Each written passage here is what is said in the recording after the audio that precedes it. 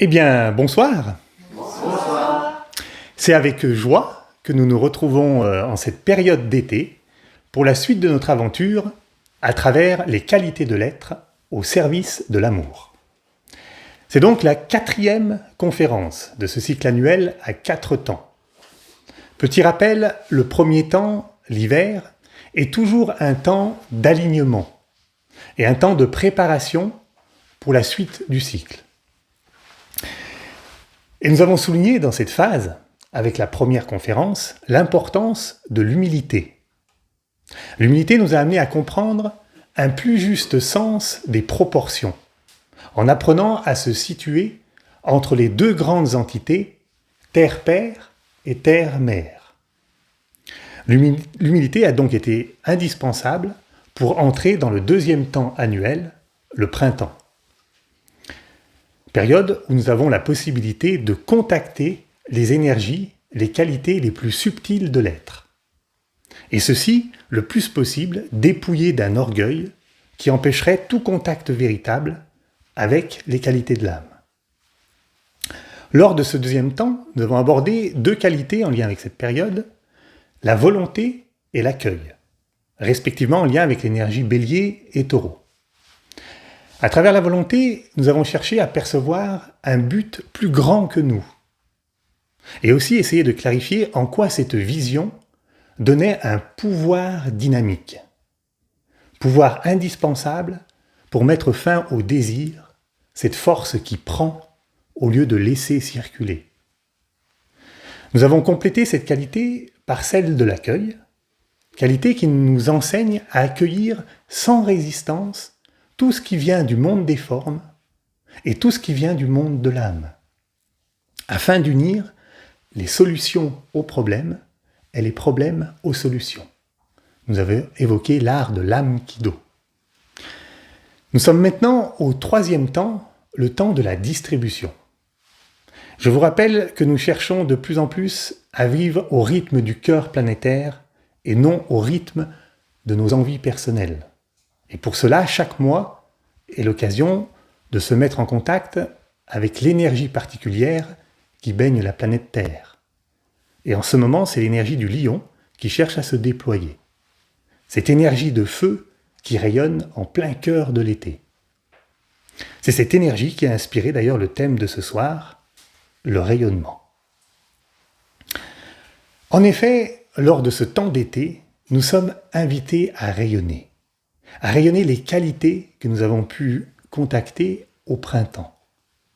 Il ne s'agit pas de garder tout cela pour nous, mais de le distribuer pour que l'ensemble puisse en profiter.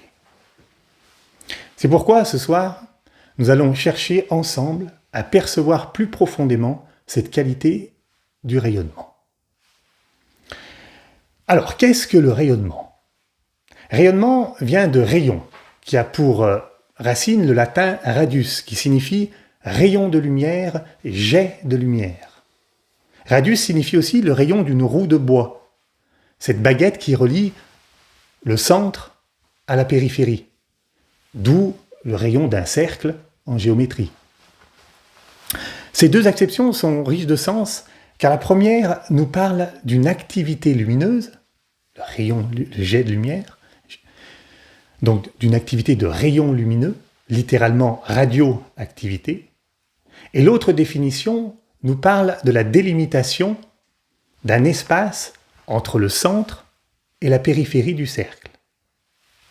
Les 2 définitions se rejoignent et se complètent quand on observe par exemple une source lumineuse, comme une bougie ou un feu, libre de tout obstacle. On observe alors la présence d'un point focal de lumière, d'une source d'où émane un champ sphérique de lumière, une sphère de radiation ou de rayonnement qui s'étend partout autour. On parle d'ailleurs de halo lumineux, plus ou moins grand en fonction justement de l'intensité lumineuse du point central. Et tout comme il existe des roues avec des rayons de différentes longueurs, le rayon d'action ou le rayon d'activité lumineuse d'un luciole, par exemple, n'a pas la même portée qu'un feu de camp ou qu'un soleil. Ce halo de lumière est la correspondance exacte de ce que l'on appelle parfois l'aura d'un individu ou d'un groupe. Ce mot est d'ailleurs usité couramment, comme par exemple « ce groupe jouit d'une aura internationale ». Quelle aura impressionnante! Ce lieu dégage une aura apaisante. L'aura a été souvent dessinée d'ailleurs par des peintres célèbres comme Botticelli ou Raphaël ou bien d'autres pour représenter ce halo de lumière qui irradiait des saints. Ces personnes qui émanaient d'ailleurs quelque chose de particulièrement lumineux. Explorons plus profondément cette notion d'aura que l'on peut appeler plus prosaïquement rayonnement. Les scientifiques de la matière nous parlent très bien de ce que l'on appelle parfois le rayonnement ou aura purement physique ou éthérique. Mais ils utilisent d'autres mots. En effet, le CEA, Comité d'énergie atomique, nous rappelle que depuis la naissance de l'univers, la radioactivité, le rayonnement, est présent dans toute la matière. Celle qui nous entoure, celle qui compose le monde vivant. Tout est naturellement radioactif. Le sol, l'atmosphère, l'eau, les aliments, notre corps lui-même est radioactif. Il émet de la lumière. Omniprésente, depuis toujours, la radioactivité a seulement été découverte en 1896 par Henri Becquerel, à Paris. Ici, dans ce cadre, dans le cadre que je viens de citer, des scientifiques de la matière, nous parlons de matière physique, des atomes et de leur rayonnement. Car c'est leur sujet d'étude, justement, c'est le sujet d'étude des scientifiques. Mais il faut la distinguer de l'aura ou rayonnement de la conscience, qui habite et rayonne à travers la forme. En effet, quel que soit le degré de conscience, celle-ci émane, irradie un état d'être, un état qualitatif, plus ou moins subtil, à travers la forme. Par exemple, un état de conscience émotionnel, animé par la colère, va irradier des vibrations tout à fait différentes qu'un état d'âme animé par les qualités d'intelligence, d'amour ou de volonté, comme nous l'avons vu tout au long des dernières conférences. C'est l'émanation de ces qualités d'âme que l'on a cherché à représenter à travers les peintures d'aura. Car il n'est vraiment pas facile d'ailleurs d'exprimer sans les mots cette réalité subtile de l'expression d'une qualité d'être. Et l'analogie avec le feu que nous allons évoquer le long de cette conférence est très parlante. Car l'âme est comme un feu puissant de qualité divine, qui cherche à rayonner, à éclairer, à influencer toute la substance, toute la matière. Avec le symbole du feu, on retrouve cette puissance dynamique que nous avons évoquée lors de la conférence sur la volonté. Cette affirmation de vie de l'âme qui cherche à être, à exister et rayonner pleinement de tous ces feux au sein des formes. Mais malgré la présence de ce feu divin à l'arrière-fond de toute forme de vie, et sa volonté de s'extérioriser, il faut noter que son rayonnement, l'émanation de ses qualités, n'est pas encore effectif de partout. C'est le moins qu'on puisse dire, sinon l'amour régnerait de partout sur Terre. Mais pourquoi donc ce rayonnement divin n'est-il pas si effectif? Car ce rayonnement est en fait altéré par les qualités des corps physiques, émotionnels et mentaux, des formes qui habillent, qui entourent l'âme. C'est un peu comme, faut s'imaginer, une bougie dans une lanterne, dont le rayonnement est entravé par des vitres peu transparentes. Plus les vitres sont noircies par la saleté, plus le rayonnement est retenu, diminué, voire bloqué si les vitres sont totalement opaques. C'est pourquoi la qualité et l'intensité de rayonnement des individus n'est pas égale et dépend du nombre de vies qu'ils ont expérimentées pour polir leur corps, afin qu'ils deviennent transparents comme le cristal et laissent passer la lumière de l'âme sans la déformer. Ce qui explique que la sphère de radiation d'un maître de sagesse n'a pas la même qualité, la même intensité, ni le même rayon d'action qu'une personne qui est au début de son évolution. Il a simplement eu un peu plus de temps pour polir sa pierre. Mais qu'est-ce qui rend ces vitres opaques, pourrait-on se demander? Eh bien, c'est la fumée et la suie de tous les autres feux qui brûlent et qui éclipsent ainsi le feu de l'âme. On les appelle parfois les feux mineurs, en contraste avec les feux majeurs qui représentent les trois qualités de l'âme. Essayons de voir cela plus clairement. En effet, tout n'est fondamentalement qu'une histoire de feu, de lumière et de rayonnement plus ou moins voilés, plus ou moins rayonnants. Et à la lumière de cela, il est très éclairant de retracer en termes de feu la descente de l'esprit à travers la matière, ainsi que le retour de la conscience vers l'esprit. De plus, c'est un excellent entraînement à percevoir le monde en termes d'énergie et non plus seulement en termes de forme. Car je le rappelle, plus nous nous élevons, plus nous sommes invités à nous percevoir comme des énergies manipulées par des énergies et cherchant à manipuler des énergies. Alors allons-y, retraçons cette histoire en termes de feu. Au départ était le feu de l'esprit, le feu de la vie une, parfois nommé le feu électrique, tant sa vibration est subtile. C'est l'ardente volonté de Dieu qui cherche à demeurer dans tous les recoins de la matière. Au contact avec la matière des plans intermédiaires, naquit la flamme divine, fruit de la friction entre le feu de l'esprit et celui de la matière. C'est la naissance de l'âme partout dans l'univers. Ce triple feu de qualité divine, synthèse de volonté, d'amour et de lumière intelligente. Ce feu est parfois appelé le feu solaire. C'est ce triple feu de l'âme qui a ensuite la tâche d'embraser et d'animer la matière des trois plans les plus denses où règne encore l'obscurité. De ce contact avec le plan physique, émotionnel et mental, jaillissent trois petites étincelles qui, au fur et à mesure du temps, deviennent trois feux pleinement actifs. C'est la naissance de l'humain. Ce sont les trois feux de la conscience physique, émotionnelle et mentale propres à l'humain, que l'on nomme le feu par friction, la friction de l'âme avec la matière dense. On les appelle les feux mineurs, car bien qu'ils aient une vie et un rayonnement propre de plus en plus intenses au fil de l'évolution, ils ne sont qu'un pâle reflet des trois feux plus essentiels de l'âme. Et on pourrait dire qu'en brûlant, ces trois feux mineurs génèrent beaucoup de fumée qui voilent les feux de l'âme, ou bien que leur rayonnement est pour l'instant si fort qu'il éclipse la lumière de l'âme, qui, elle, a encore trop peu de rayonnement, faute d'attention de la part de l'humain. Mais au fur et à mesure que les trois petits feux brûlent la matière la plus grossière, la lumière de ces feux devient plus subtile. Ainsi, il génère moins de fumée. L'individu commence alors à entrevoir la faible lueur d'une nouvelle qualité dans les profondeurs de son être.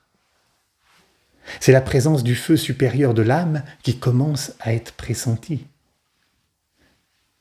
C'est le début d'une recherche plus essentielle, qui le mènera à nourrir consciemment ce qu'il perçoit pour l'instant comme une faible lueur, jusqu'à ce qu'elle devienne ce qu'elle est par essence, un triple feu de qualité divine.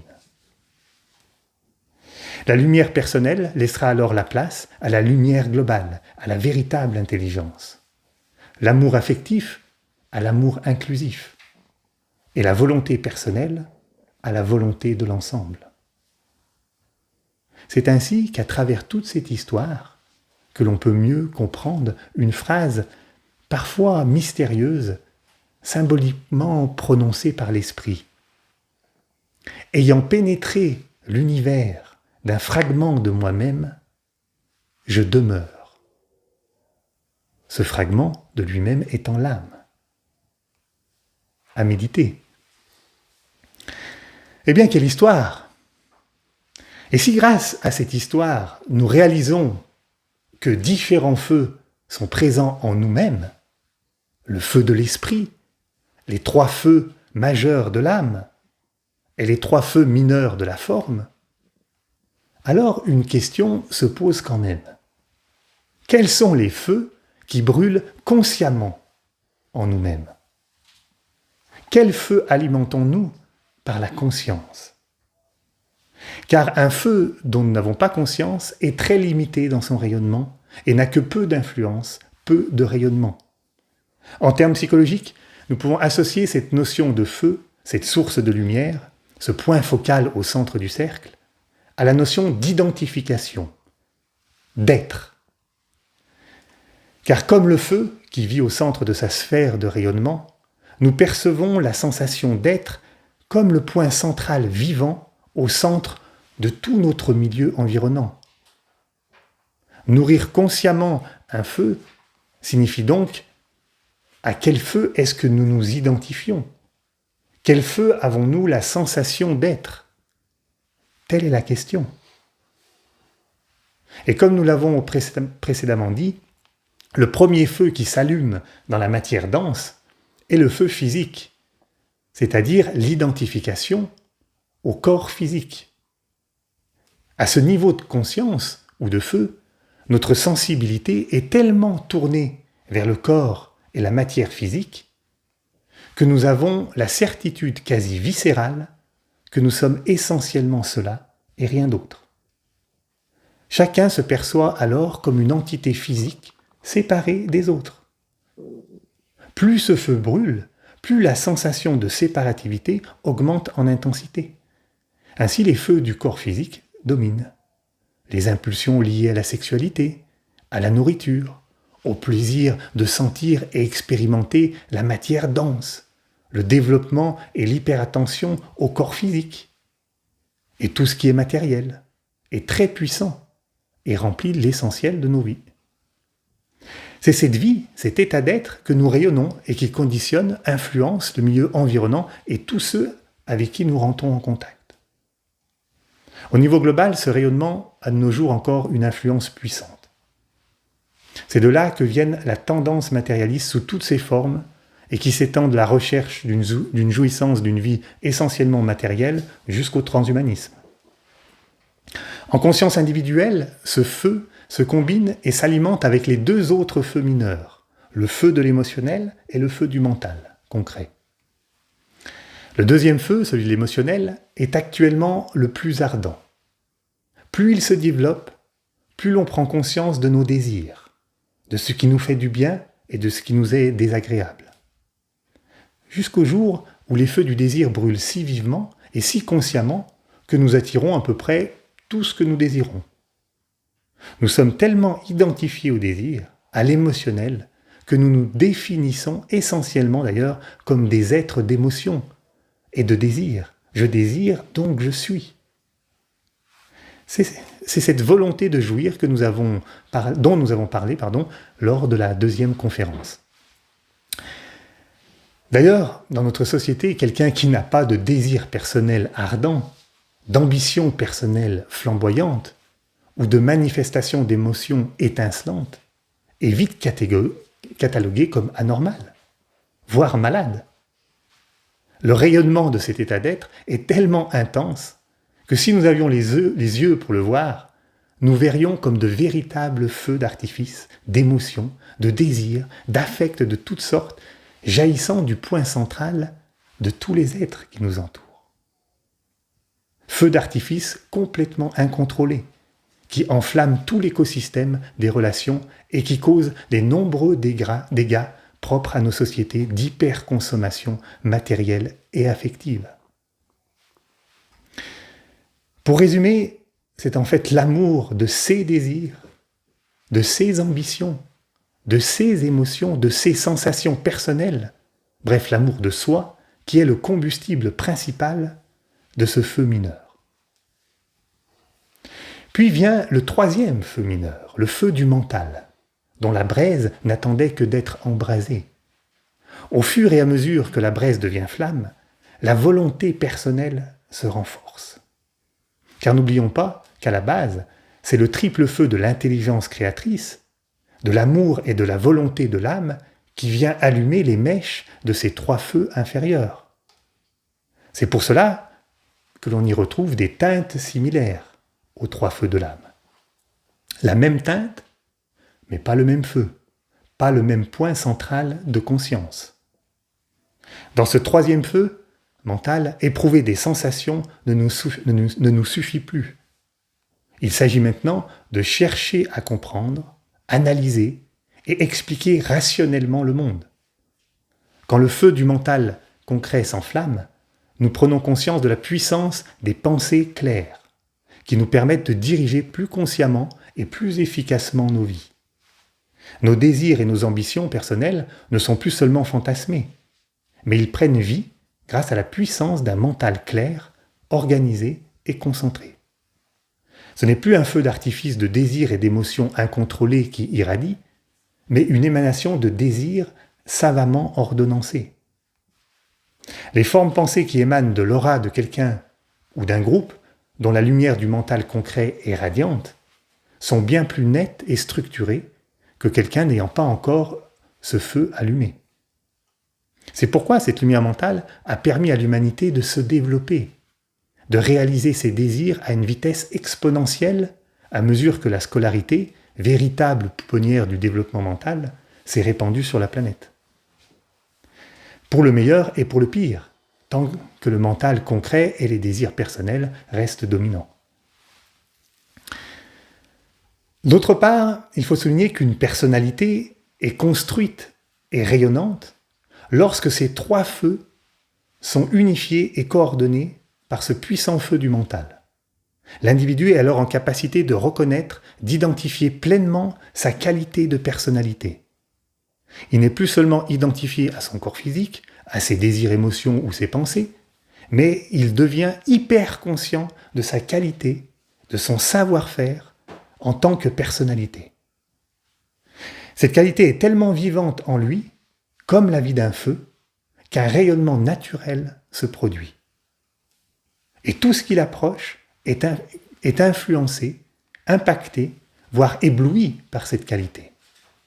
Il faut bien réaliser que le rayonnement puissant d'une personnalité développée est le même processus que le rayonnement du Soleil. En effet, dans le Soleil, c'est un processus de fusion d'atomes séparés qui provoque le rayonnement extraordinaire du Soleil. C'est le processus bien connu de la radioactivité par fusion.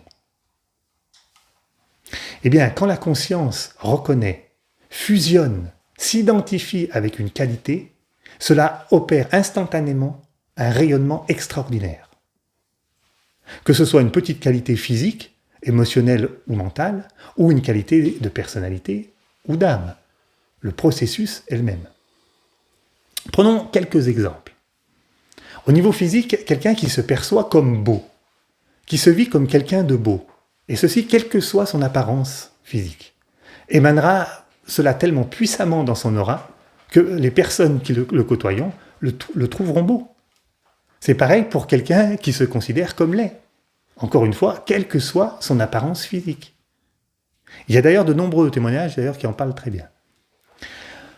Au niveau émotionnel, c'est la même chose, avec toutes les émotions positives et négatives.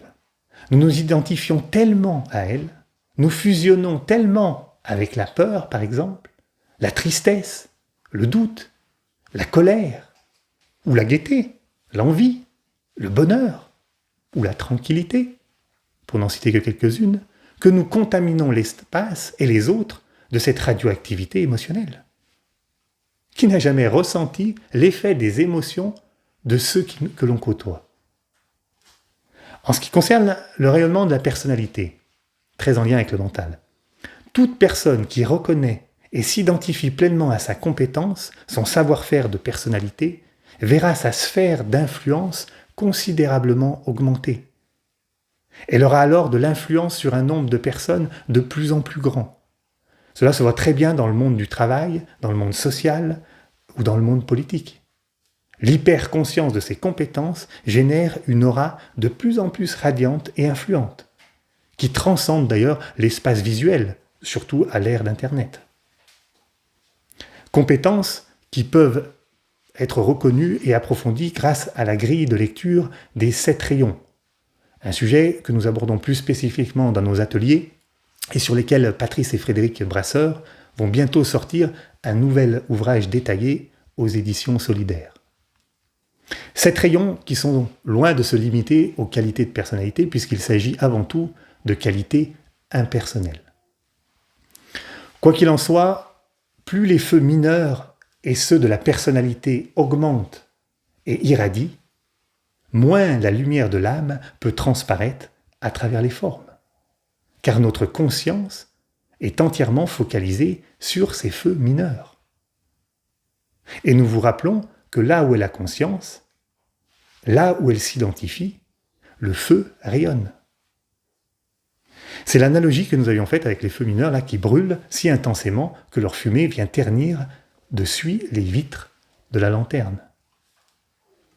Et quand ce feu de la personnalité est flamboyant, nous devenons, sans nous en rendre compte, le centre de toutes les attentions. Nous ne pouvons nous empêcher de nous considérer comme indispensables dans nos domaines de compétences. Nous avons l'impression naturelle et plutôt agréable que la réalité tourne autour de nous. C'est-à-dire qu'il y a moi au centre et un environnement qui répond plus ou moins bien, qui interagit plus ou moins bien avec moi. Et tout est considéré de ce point de vue auto-centré.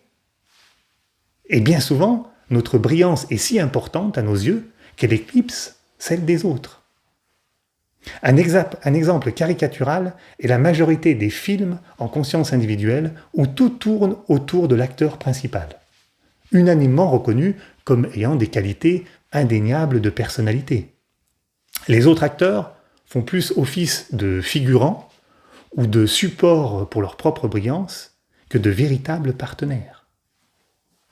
Nous ne citerons personne, mais c'est à tel point que dans certaines bandes annonces actuelles, n'apparaît que le nom de l'acteur principal.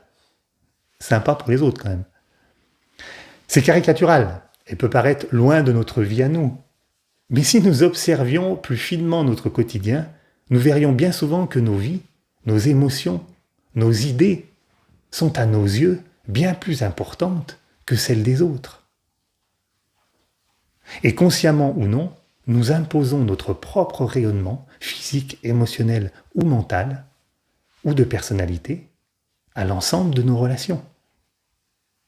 Et si ce rayonnement de la personnalité, que l'on appelle parfois le charisme, est bien souvent un but pour de nombreuses personnes, elle n'est fondamentalement qu'une étape.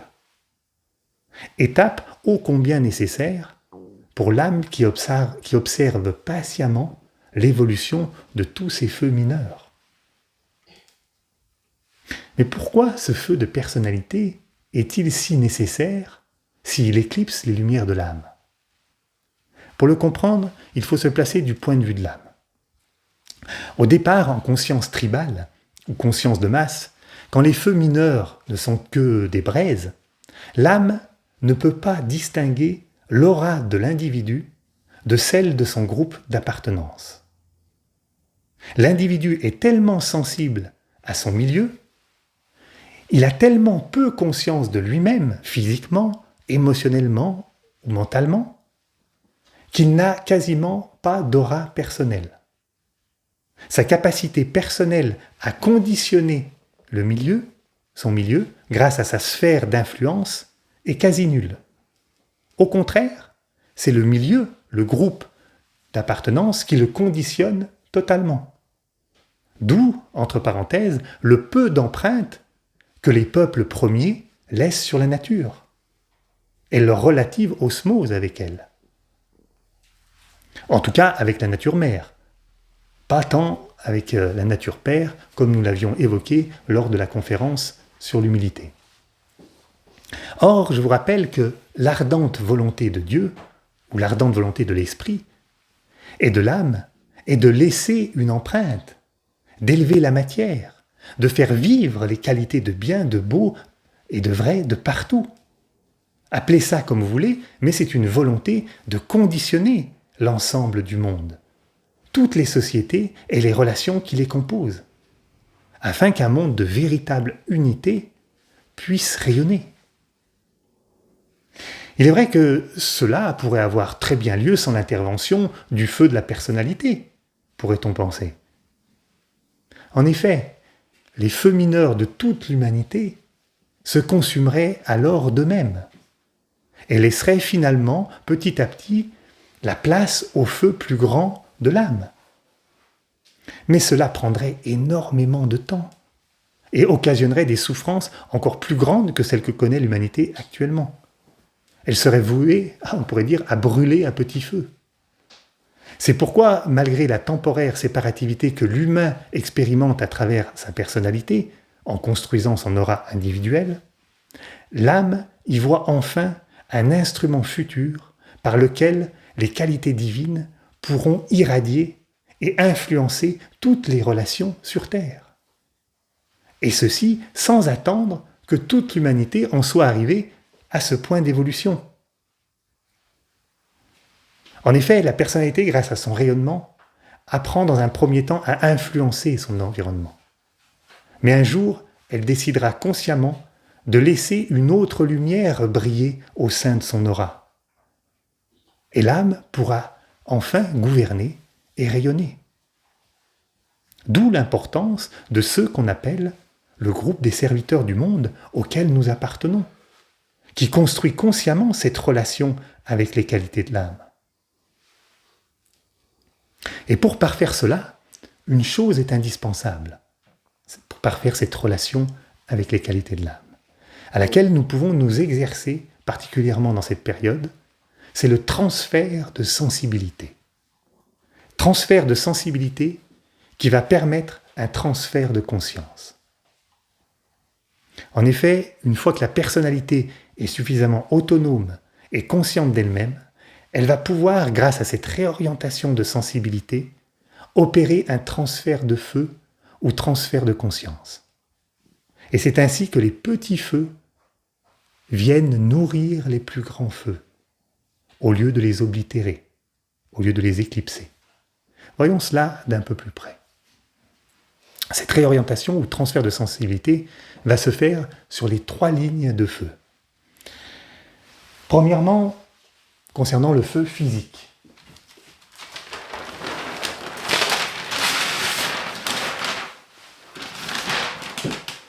Feu mineur, feu majeur et le transfert de feu qui va avoir lieu. Donc, concernant le feu physique, nous allons chercher à développer notre sensibilité non plus à la forme physique dense, mais à la lumière plus subtile qui est à l'arrière-fond. Dans un premier temps, c'est la perception du corps éthérique, de l'énergie lumineuse qui sous-tend toutes les formes. Cette matière subtile qu'il y a entre le point et le cercle, sur laquelle le rayonnement de toute forme de vie se déploie. C'est un entraînement à se percevoir en termes d'énergie, et non plus seulement en termes de forme dense, en termes ondulatoires et non plus corpusculaires. Prendre le temps de s'arrêter et de réaliser que toute forme de vie autour de nous rayonne, émane de la lumière, plus ou moins subtile. Sentir que nous-mêmes, nous émanons constamment de la lumière, que nous avons tous une aura ou sphère d'influence énergétique plus ou moins grande. Nous pouvons sentir que toutes ces énergies s'interpénètrent en permanence et que fondamentalement, tout est énergie plus ou moins lumineuse. Plus on remonte cette ligne de feu, plus on la remonte, plus on remonte progressivement cette ligne de feu, ça nous fait passer donc de la lumière de la forme à la lumière de l'énergie, mais nous pouvons aller encore plus loin. Nous pouvons être maintenant sensibles non plus seulement au corps éthérique ou au rayonnement d'énergie, mais à la lumière de l'âme qui est derrière les apparences. D'abord en nous-mêmes, puis autour de nous, dans le cercle de nos sphères de contact quotidien, puis de partout sur Terre, dans tous les règnes de la nature. Ce transfert de sensibilité est plus profond en méditation, mais peut aussi en partie s'expérimenter au quotidien, dans la vie de tous les jours. Ce qui sera d'autant plus facile si en méditation, ce feu aura été nourri et que son rayonnement pourra se perpétuer dans le quotidien. Ainsi, grâce à cette réorientation progressive de la sensibilité, nous nourrissons la première qualité de l'âme, la lumière.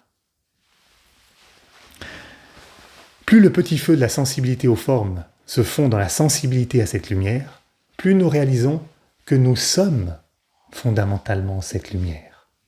La fusion s'opère, et sans que l'on s'en aperçoive, un nouveau rayonnement est émis.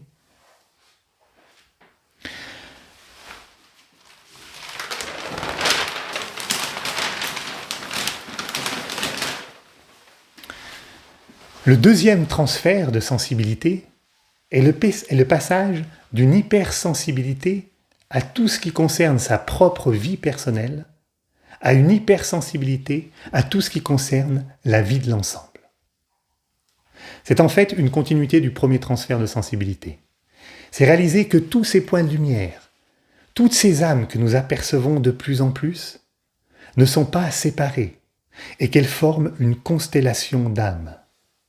Nous formons tous ensemble une communauté d'âmes, une famille d'âmes unies, au-delà de toutes les apparences séparées. Quand ce nouveau feu commence à brûler, nous commençons à porter tout autant d'intérêt à la vie de l'ensemble des êtres qui peuplent la planète que nous en avons porté à nous-mêmes jusqu'à présent. Nous réorientons notre sensibilité vers la vie, les problèmes et les propositions de ce que nous sommes ensemble en tant que constellation d'âmes unies. Nous sommes sensibles à l'unité du groupe des chercheurs de vérité, à l'humanité une, et de plus en plus à l'unité planétaire. C'est le passage du moi au nous, de l'amour de soi à l'amour du tout.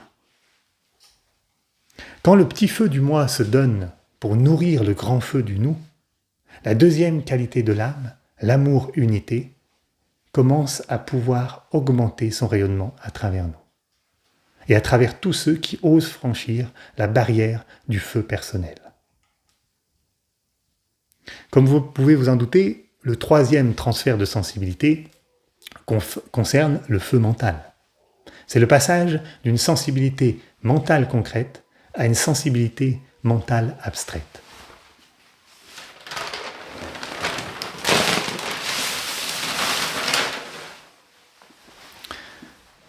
La ligne de feu au centre.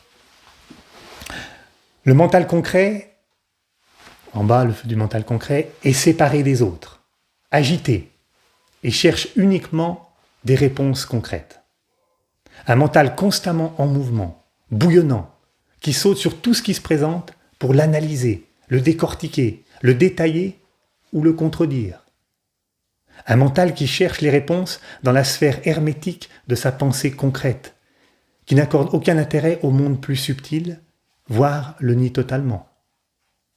Certes, c'est un mental utile pour comprendre le monde des formes, mais complètement inadapté pour comprendre le monde de la conscience et de son rapport aux formes.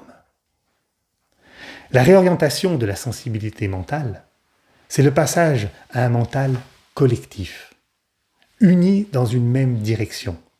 C'est la sensibilité au mental de groupe de tous les chercheurs de vérité sur Terre.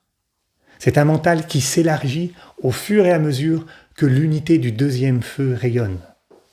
Un mental collectif qui apprend consciemment à s'unir au mental divin plus grand. Une sensibilité mentale de plus en plus calme, de plus en plus silencieuse, à mesure qu'elle s'ouvre au feu de l'unité. Un mental qui sait écouter la plénitude du silence. Un silence saturé du feu des qualités de l'âme unique, de l'âme planétaire en qui nous avons le mouvement, la vie et l'être. C'est par cette sensibilité du mental abstrait que nous pouvons nous approcher du troisième feu de la qualité de volonté de l'âme, qui concerne l'intention profonde de l'âme en lien avec l'esprit, avec la vie une. Quand ce nouveau feu de la volonté commence à s'illuminer, se dévoilent alors des étincelles d'intuition. Intuition qui concerne exclusivement les questions relatives à la vie de l'ensemble, à la destinée et aux prochains pas de l'évolution de conscience de l'humanité et des règnes qui peuplent la planète. Voilà le délicat travail de transfert de sensibilité que les êtres sensibles que nous sommes sont destinés à développer. Vous aurez peut-être remarqué que ce transfert de sensibilité ou transfert de conscience des feux mineurs vers les feux majeurs est l'exact reflet, ou plus exactement l'origine, de ce que nous appelons les transferts de chakras. Sans rentrer dans trop de détails, il est intéressant de noter que les chakras sont aussi appelés les roues de feu, car en tournant, ils génèrent un rayonnement, une libération d'énergie à travers tout l'organisme et le corps éthérique qui constitue l'aura d'un individu ou d'un groupe. Et ce qui les met en mouvement, c'est exclusivement la conscience, non la concentration sur leur emplacement dans le corps. À chaque chakra correspond un niveau de conscience, un feu de conscience. Les 3 roues de feu en dessous du diaphragme sont appelés les chakras mineurs. Voilà, le diaphragme est dessiné, là. Et sont donc en lien avec les 3 feux mineurs ou les 3 états de conscience physique, émotionnel ou mental concret. Au début de l'évolution, ce sont essentiellement ces 3 feux qui brûlent et rayonnent donc chez l'humain, car la conscience est identifiée aux 3 corps, comme on l'a vu. Ils ont leur correspondance supérieure avec les 3 chakras majeurs au-dessus du diaphragme, que sont le chakra du cœur, de la gorge et le coronal. Donc, quand nous travaillons à ces 3 transferts de conscience ou de sensibilité, nous faisons tourner ces roues de feu majeures. Elles deviennent de plus en plus puissantes et rayonnent au fur et à mesure que nous fusionnons avec les 3 qualités de l'âme. Petite parenthèse, le chakra frontal est en lien avec le feu de la personnalité. Il n'est pas mis sur le schéma. Et synthétise les chakras du bas pour permettre consciemment le transfert.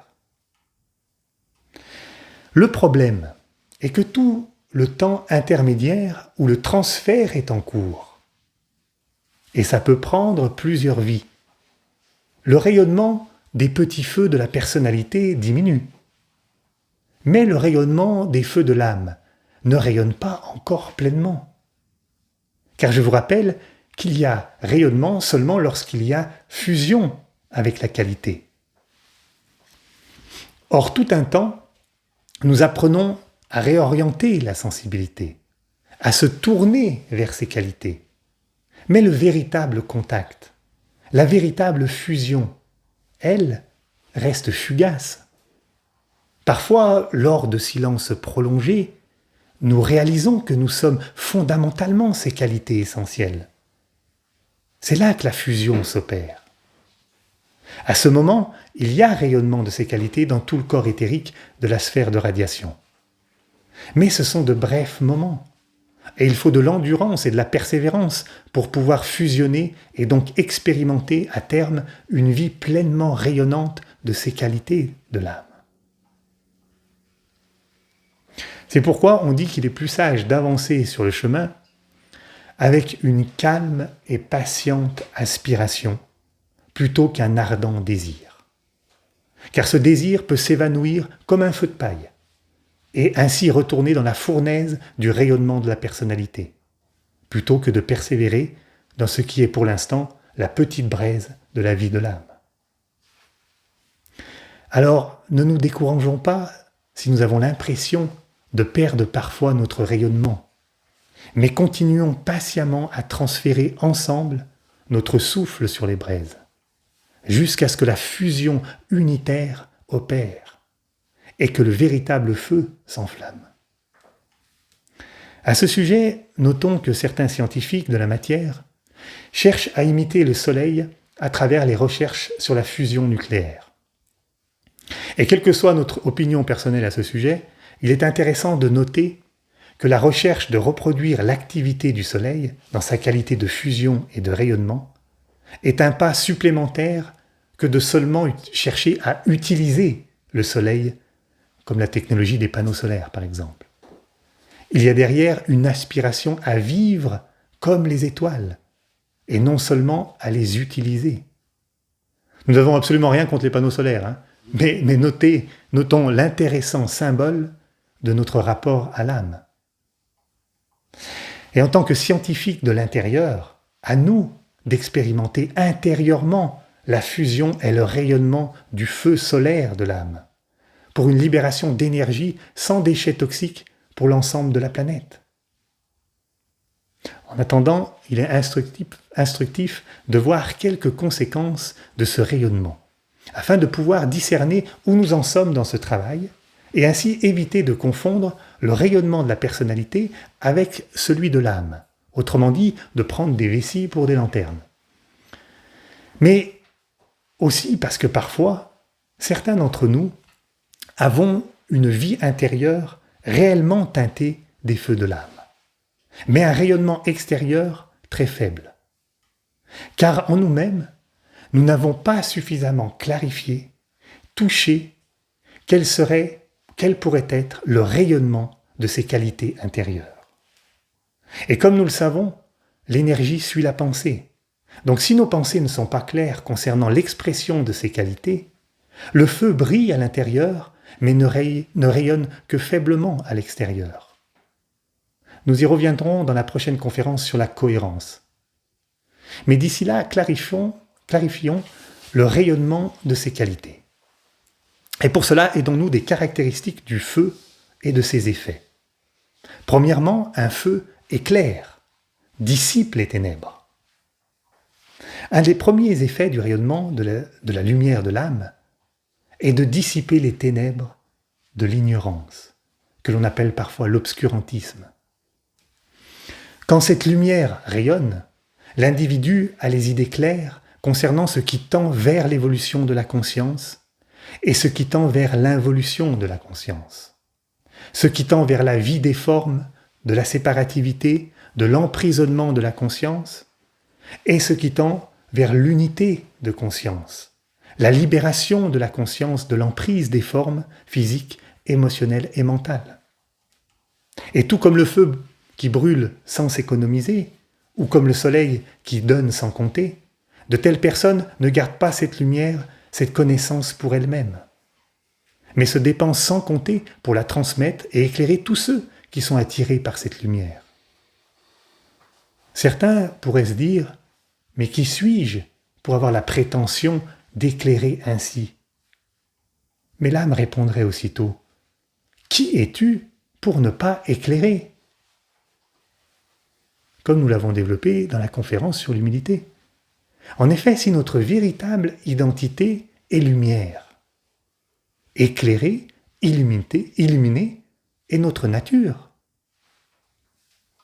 Attention, il ne s'agit pas de chercher à convaincre, à prêcher pour sa paroisse ou en faire un instrument de gloriole personnelle, mais de laisser briller en nous le feu de l'intelligence d'ensemble, la véritable lumière, afin qu'elle puisse se déployer le plus naturellement possible à travers nous, pour que de partout l'ignorance et l'obscurantisme cèdent la place à la véritable lumière. Pour résumer, on pourrait dire que lorsque la lumière de l'âme brille en nous, nous devenons pour les autres un rayon de lumière qui éclaire le chemin du retour vers l'unité. D'autre part, un feu attire à lui, rassemble autour de lui et réchauffe ceux qui se rassemblent. Deuxième qualité du feu. En effet, plus on affirme intérieurement notre identité commune et que nous réalisons que nous sommes unité, alors le véritable amour inclusif se déploie. C'est le feu du véritable cœur qui émet dans l'espace des vibrations d'intensité élevée et qui attire naturellement tous ceux qui vibrent sur cette fréquence, qui reconnaissent la beauté de cette note d'inclusivité et d'unité. Là encore, il ne s'agit pas de vouloir attirer à soi pour le plaisir que procure le fait d'être au centre de l'attention, ce qui est le cas quand les feux de la personnalité sont actifs. Ce n'est pas moi en tant que personnalité qui cherche à être attractif, mais moi en tant que qualité d'unité. En affirmant l'unité que nous sommes, nous rendons l'amour unité magnétique. C'est vers cela que les personnes que nous attirons doivent être attirées et orientées. C'est alors cette qualité qui les réchauffe, certes pas physiquement, mais qui augmente leur taux vibratoire et qui éveille en eux la véritable chaleur du cœur qui est unité. Ainsi, quand le feu de l'amour brûle à travers nous, nous devenons une source de force qui soutient tous ceux que cette qualité d'amour attire à nous et qui partagent notre sphère de radiation. S'établit alors une aura de groupe, quelle que soit la distance physique, avec en chacun la reconnaissance de ce feu commun qui nous unit tous et nous rassemble dans une même intention de conscience universelle. C'est le feu de l'amour-unité qui attire et rassemble autour d'une flamme commune. À noter que cette vibration, ce rayonnement d'amour, est au-delà du savoir, des belles paroles, mais c'est avant tout l'émanation naturelle d'un état d'être. Et nous ne pouvons pas nous quitter sans évoquer la caractéristique du feu qui est de brûler, consumer tout ce qu'il touche. Là aussi, il ne s'agit pas de se méprendre en croyant que si le feu de l'âme rayonne pleinement, nous sommes amenés à détruire tout ce qui dérange nos plans personnels. C'est malheureusement le cas quand la personnalité déforme cette qualité. Non, la destruction par le feu nous parle de ce que nous avons entrevu avec la conférence sur la volonté, à savoir que c'est ce qui entrave les plans de l'âme qui sont naturellement détruits par le pouvoir dynamique du feu de la vie de l'être planétaire. Rappelons que ce feu de la volonté est un feu mystérieux, que nous pouvons commencer à entreapercevoir seulement lorsque les feux de la lumière et de l'amour brillent suffisamment. Mais lorsqu'il rayonne au sein d'un individu ou d'un groupe, il émane un tel rayonnement de vie, d'amour et de lumière, que tout ce qui reste des feux mineurs et qui entrave l'expression de l'unité est consumé. Toutes les manifestations d'égoïsme et de séparativité n'ont alors plus aucun combustible pour exister. C'est ce qu'on appelle la purification par le feu. Car les feux supérieurs brûlent et purifient les feux inférieurs. En effet, lorsque nous sommes volonté, les feux de la peur, du doute, de la colère ou de toute autre expression de notre séparativité avec la vie une ne peuvent plus nous consumer de l'intérieur. Car c'est le feu de la vie une qui les a remplacés. C'est pourquoi, lorsque cette qualité brûlera de tous ces feux, nous rayonnerons pleinement en tant qu'âme jusqu'en bas, et nous serons alors à l'humanité une voie de réalisation. Pour synthétiser les qualités du rayonnement, on peut dire que le rayonnement des trois feux de l'âme éclaire, rassemble, réchauffe et finalement détruit les feux mineurs. C'est à cette tâche que tout le groupe des gens de bonne volonté et de volonté de bien s'attelle partout dans le monde, quel que soit le champ de service dans lequel ils exercent. Et c'est par l'aura de ce grand groupe, par sa sphère d'influence sur l'ensemble de l'humanité, que les justes relations émergeront de plus en plus des ténèbres du séparatisme encore bien trop présent. Pour conclure, nous aimerions replacer cette histoire de feu et de rayonnement dans le cycle à 4 temps que nous avons évoqué en introduction. Le premier temps, l'hiver, est le moment où l'on cherche à préparer les feux mineurs, à les affiner, les purifier pour qu'ils fassent le moins de fumée possible. C'est l'alignement des corps.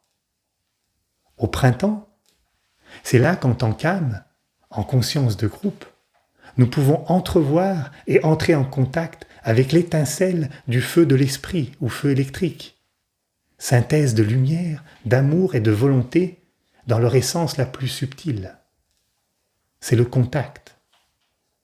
En été, c'est le feu solaire, le feu de l'âme, vitalisé par le feu de l'esprit du printemps, qui nous est demandé de vivre et de rayonner dans les 3 mondes, mental, émotionnel et physique. C'est la distribution. Et en automne, dans le 4e temps, là où l'obscurité est à son comble, ce feu solaire est mis à l'épreuve de la matière la plus dense. C'est là que l'on va ressentir le maximum de friction, de résistance de la matière.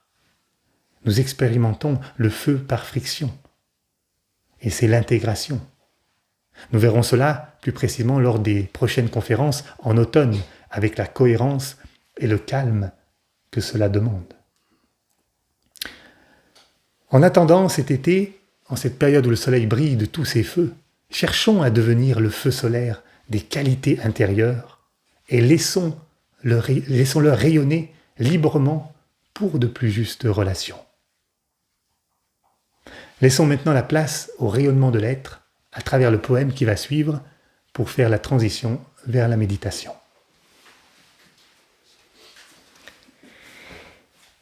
Donc ce poème s'intitule « Le rayonnement de l'être ». La vie brûle, partout des feux.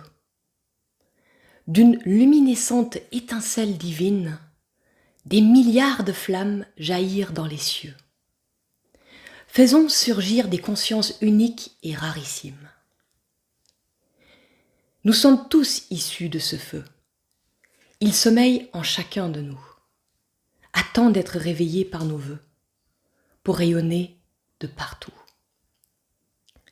Du centre à la périphérie, chaque être active et influence son cercle, l'illuminant de la qualité à laquelle il s'identifie. L'aura est la représentation de cet état de vie. Petit à petit, la flamme progresse, jusqu'à ce que soient brûlées toutes les ombres, embrasant la nature divine de notre être, capable enfin de laisser rayonner nos qualités profondes. Et c'est ainsi que brille la plus grande lumière. Sic lucet summa lux.